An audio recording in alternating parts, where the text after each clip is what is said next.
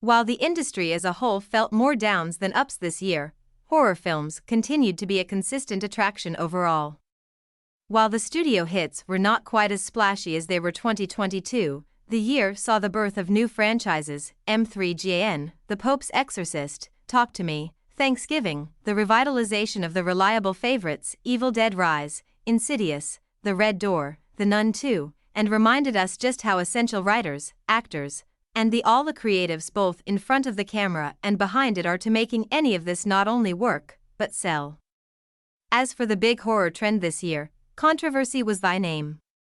While there were a few entries critics and audiences were able to rally around, most of them drew conflicting opinions, which this list is surely proof of. Skinamarink, The Outwaters, Cocaine Bear, Beau is Afraid, A Knock at the Cabin, The Exorcist, Believer, and Five Nights at Freddy's all had their defenders and detractors.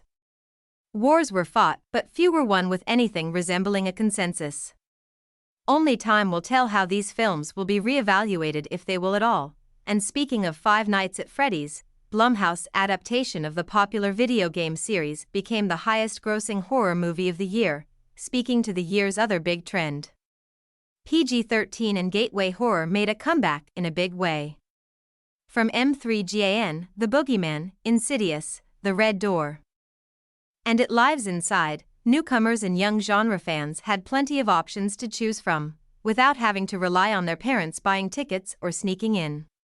While most of these films offered plenty for adult audiences as well, don't be surprised if the breakaway success of Five Nights at Freddy's leads to further horror offerings geared towards younger viewers on the big screen in the coming years.